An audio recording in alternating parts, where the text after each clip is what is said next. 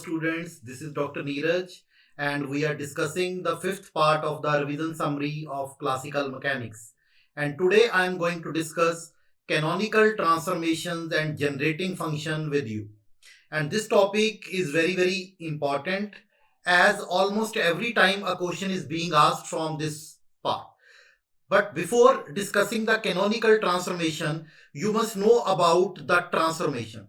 So let us discuss the transformation first. So what do we mean by transformation? So as the name suggests, transformation means transformation of one kind of coordinate system into another. So most of the times we are having a system which can be defined by more than one set of coordinates. Okay. So a given set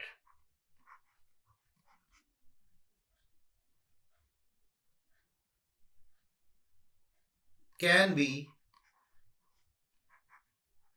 used to describe a particular system. Okay. Given set, and set here it refers to generalized coordinates. Set means set of generalized coordinates.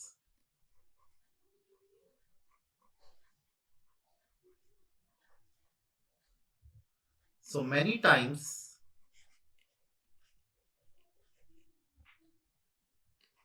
we can use more than one set of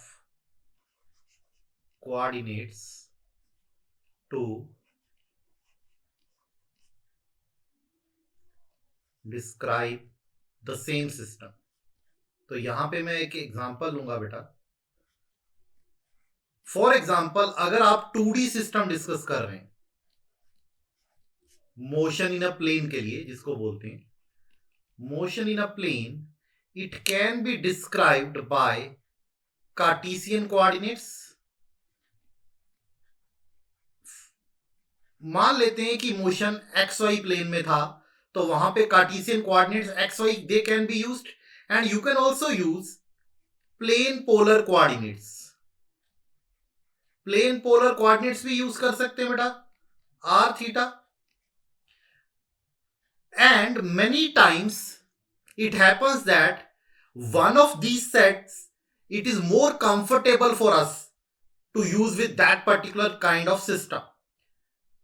कई बार क्या होता है, Cartesian coordinates में आप ज्यादा comfortable होते हो for a particular system, and कई बार आप प्लेन पोलर कोऑर्डिनेट्स के साथ ज्यादा कंफर्टेबल फील करते हो rather than using Cartesian coordinates. Okay. For example central force motion आगे हम डिस्कस करेंगे, उसमें हम आर थीटा कोऑर्डिनेट्स यूज करते हैं, क्योंकि उसमें जो थीटा कोऑर्डिनेट रहता है वो साइक्लिक रहता है, and description of the motion जो है वो इजी हो जाती है काफी ज्यादा. बट हम कहते हैं कि जो फिजिक्स के लॉज हैं या जो डिस्क्रिप्शन है वो सेम रहनी चाहिए.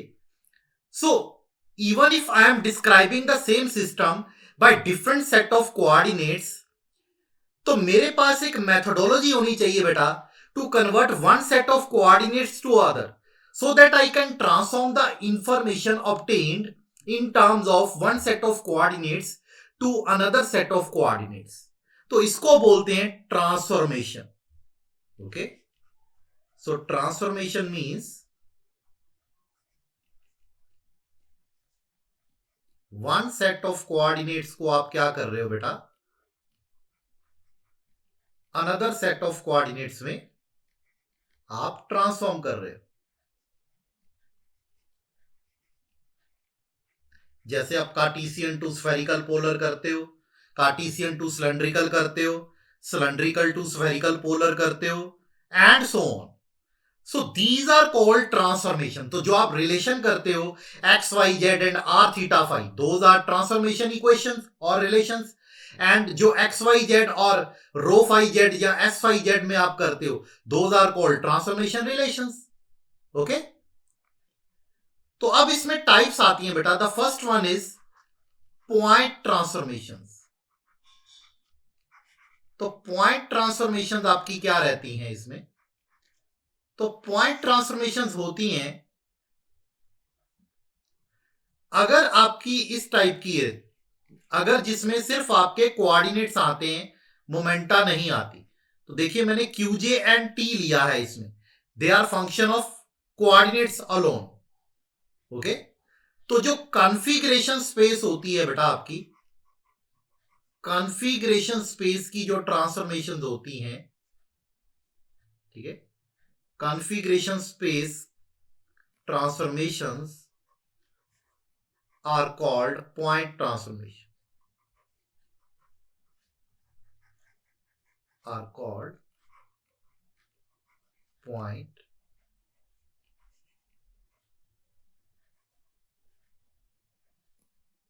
ये रहती हैं बेटा. तो अब मेन चीज पे आते हैं जो हमारा टॉपिक है, कैनोनिकल ट्रांसफॉर्मेशन. तो ये क्या रहती हैं कैनोनिकल ट्रांसफॉर्मेशन? तो कैनोनिकल ट्रांसफॉर्मेशन इस टाइप की होती हैं. QJ they are function of QPT, PJ function of QPT. इनको कॉन्टेक्ट ट्रांसफॉर्मेशंस भी बोलते हो बेटा.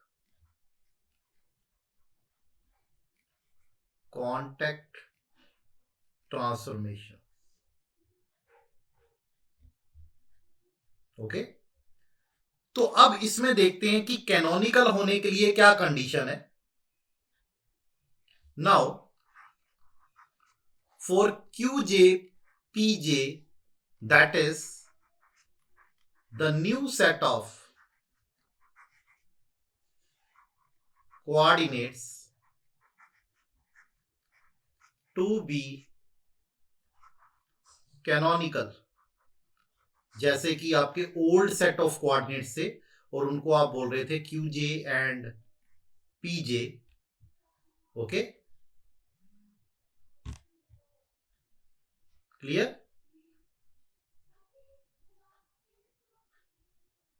तो इनके लिए कंडीशन क्या होनी चाहिए? सबसे पहले they should be able to be expressed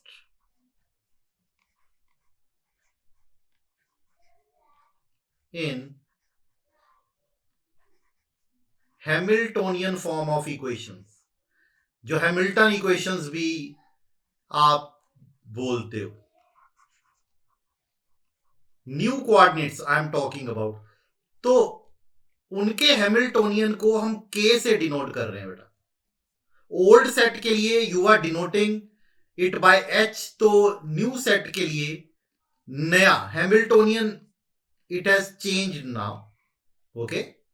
सो यहां पे K को कैमिल्टोनियन बोल दिया जाता है. K is a function of Hamiltonian. किसका फंक्शन होता है? Small q small p t का. So here K is a function of capital Q, capital P and T. That is it can be written in the symbolic form like this, and it is a substitute for the Hamiltonian. It is a substitute for the Hamiltonian H of the old system, old set in new set of coordinates.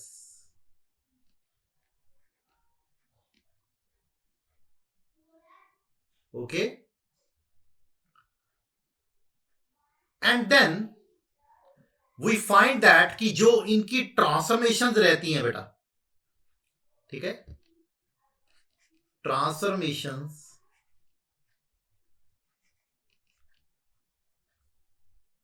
From old system to new system are done by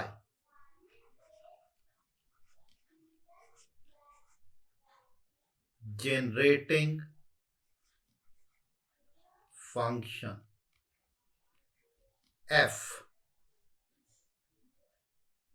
अब आपने एक बहुत ही important चीजें याद रखनी है, because f carries out the transformation between the old and new, so it is always, f is always half function of old coordinates and half function of new coordinates.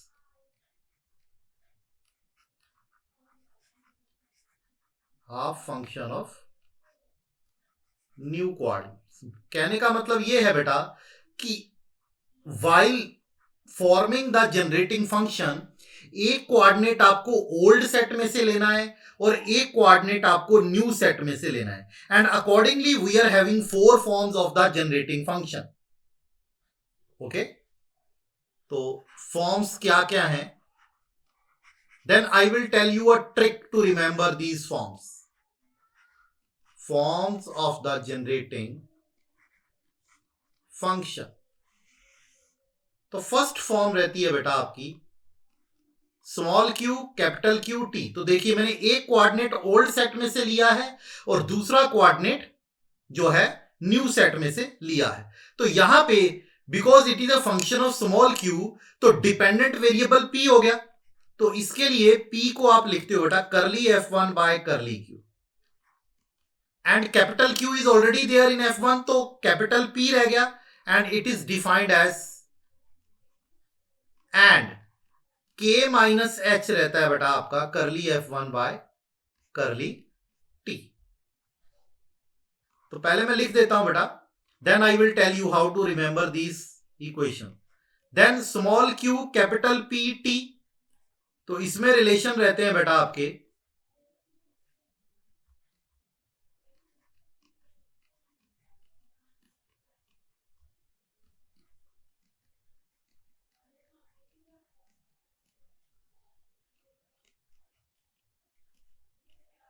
Small p capital Q T, यहां पे q आएगा,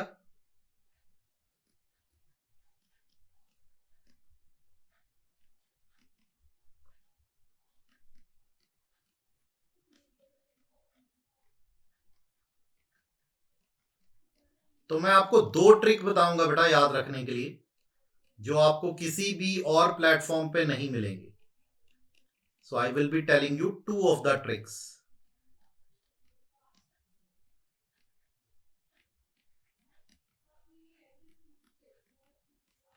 तो जो भी method आपको easy लगे उससे आप कर सकते हैं। अब देखिए याद रखने का तरीका क्या है, मैं यहां पे लिख रहा हूं, whenever you are looking for the transformation for capital P, it is negative, you can see here, ठीक है। ट्रांसफॉर्मेशन इक्वेशन और relation for capital P is always negative, हमेशा नेगेटिव आया, आप चेक कीजिए, while that of capital Q is always positive.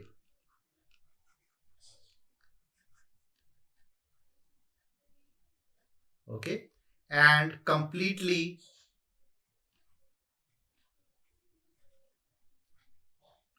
reverse of this for small p and small q.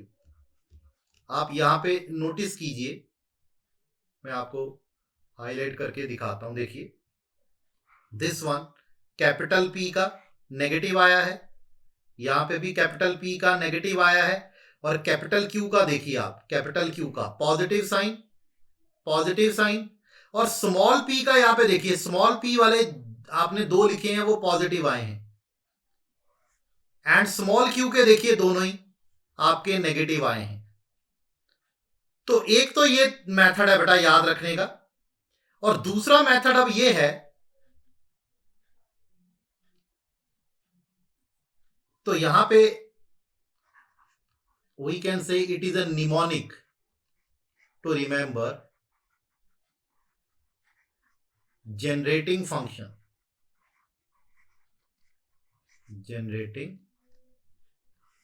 तो mnemonic क्या है बेटा, आपने क्या करना है, एक रेक्टेंगल ड्रॉ करना है, draw a rectangle Q Q P P starting with Q. Starting में स्टेप्स भी तभी लिख रहा हूं। And you have to move anti clockwise,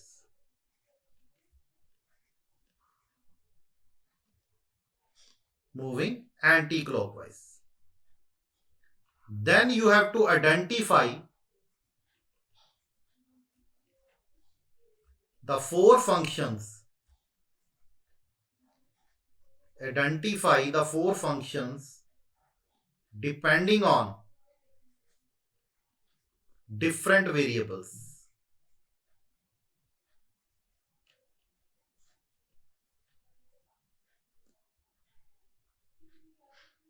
Then draw an arrow from the variable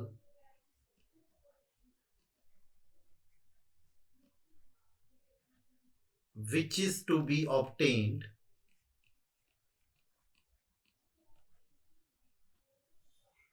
towards diagonally opposite variable. If arrow points up, then use negative sign, and if arrow points down, then use positive sign. तो अभी मैं यहां पे आपको समझाता हूं बेटा कि मैं कैसे कह रहा हूं। सबसे पहले तो आप एक रेक्टेंगल बना लीजिए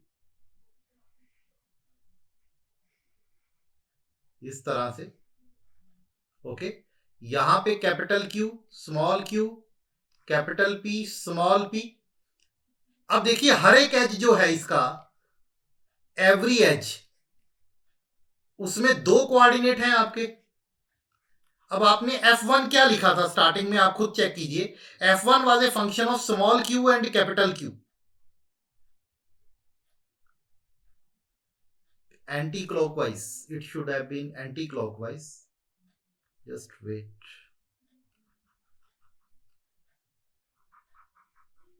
F Q Q, 1 minute, Q Q P P, okay? Then this is F1, this is F2, this is F3, this is F4। Check कीजिए बेटा, F1, F2, F3, F4। Okay, अब आपको क्या करना है, F1 के लिए क्या करना है। Let us move on to the next slide, वहां पे डिस्कस करता हूं बना के मैं दोबारा से। देखिए जरा, सारे आएंगे, अपने आप आएंगे, आपको कुछ भी याद नहीं रखना है। सिर्फ एक रेक्टेंगल बनाया, उसमें Q Q P P anti clockwise order में। तो यहां पे F1 है, यहां पे आपका F2 था, यहां पे F3 था, यहां पे F4 था। ठीक है, तो अभी देखिए आपको क्या करना है। अगर आपको F1 निकालना है, सबसे पहले F1 क्या है, it is a function of small Q and capital Q. तो अब आपको क्या निकालना है, small Q capital Q already पता है, तो आपको स्मॉल पी कैपिटल पी निकालना है। तो आप क्या करोगे, अब देखिए एरो कैसे ड्रा करोगे। तो आप एक एरो यहां से यहां लेके आओगे बेटा, एंड एक एरो यहां से यहां लेके आओगे। ठीक है, अब आप खुद नोटिस करिए, मैंने लास्ट में क्या बताया था स्लाइड में, कि अगर एरो पॉइंट अप करता है तो नेगेटिव साइन, डाउन करता है तो पॉजिटिव साइन। अब अप पॉइंट कर रहा है पी वाला एरो, पी वाला एरो अप पॉइंट कर रहा है, तो पी आ जाएगा माइनस ऑफ करली F1 बाय, और किसको कनेक्ट कर रहे हो, कैपिटल पी को क्यू से, तो it will B this. And small P का एरो डाउन गया है तो पॉजिटिव साइन, और किसको कनेक्ट कर रहा है, स्मॉल क्यू को। तो ये आपके रिलेशन बन गए बेटा। ओके, तो अभी नेक्स्ट देखते हैं, F2 के लिए देखते हैं। F2 किसका फंक्शन है? स्मॉल क्यू कैपिटल पी का। तो मैं यहां पे बना देता हूं, उसके लिए छोटा बना देता हूं so that I can cover all. Capital Q small Q, तो अब स्मॉल क्यू और पी फिक्स है। अब एरो आप ऐसे ड्रा करोगे बिकॉज दिस इज फिक्स ना, F2 स्मॉल क्यू। अब कैपिटल पी के लिए आप फिर से देखिए, एरो इज गोइंग अप, ये लीजिए। तो कैपिटल पी क्या आएगा? माइनस करली F2, और किसको कनेक्ट कर रहे हो? क्यू को। And not capital P, it should have been 1 minute.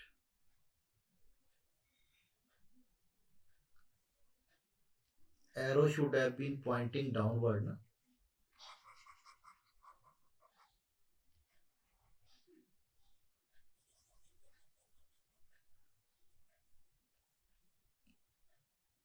Because we have to find small p and capital Q, na? This ऐसे करना।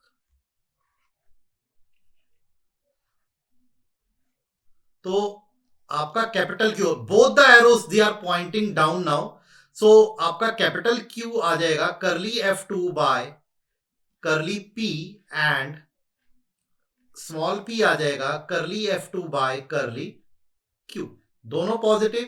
थर्ड वन F3 देखिए, F3 क्या आएगा? F3 आपने ये लिखा है, it is a function of small p and capital Q। तो मैं यहां पे F3 के लिए बना देता हूं। तो ये F3 है, इट मींस आप ये एरो ड्रा करोगे, तो P का आएगा माइनस करली F3 बाय करली Q, एंड Q का आएगा माइनस करली F3 बाय करली P। सिमिलरली आप F4 का भी चेक कर सकते हैं बेटा, चलिए वो भी आपको बता ही देता हूं मैं। F4 का अब आपको ये रिटेन करने हैं, फिक्स रखने हैं, तो अब आपके एरो रहेंगे बेटा इस टाइप के, दीज आर द एरोस।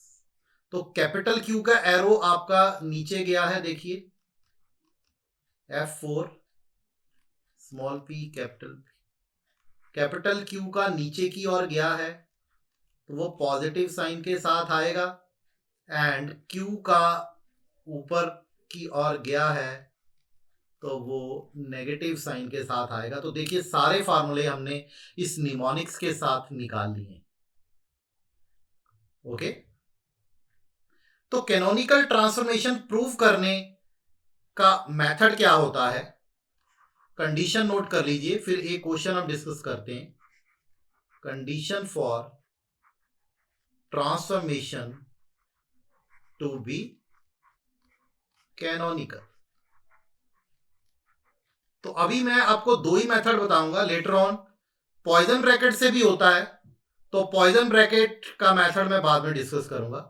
सबसे पहला मेथड है एन एग्जैक्ट डिफरेंशियल इक्वेशन अगर हो जाए,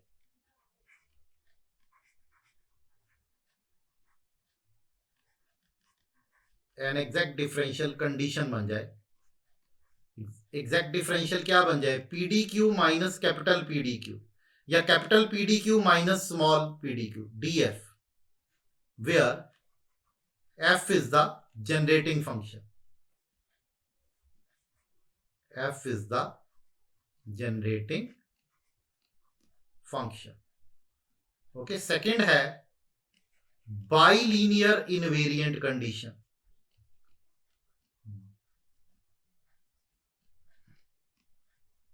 तो ये कंडीशन क्या रहती है बाइलीनियर में? Sigma J delta P J D Q J delta Q J D P J, if this remains invariant, तो भी ट्रांसफॉर्मेशन क्या रहती है? कैनोनिकल रहती है। ओके, तो एक प्रॉब्लम डिस्कस करते हैं बेटा कि कैसे जनरेटिंग फंक्शन निकालेंगे और कैसे इसको कैनोनिकल प्रूव करेंगे। तो उसकी हेल्प से then you will be able to understand कि इसको हम कैसे जो है वो डिस्कस कर सकते हैं एग्जाम में. ओके, चलिए. तो क्वेश्चन क्या है? Check whether the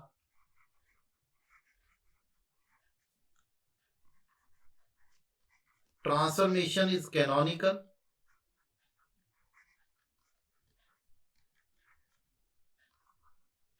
and also find, if canonical, then find generator of the transformation or the generating function. Okay, generator of the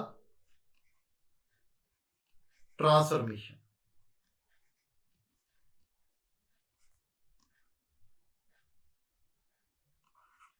तो आपको क्या गिवन है? Small p equal to m omega q cotangent q and m omega q square 2 sine square capital Q. तो देखिए इसको कैसे हम solve करते हैं. तो यहां से पहले देखिए कैसे लिख सकते हैं इसको.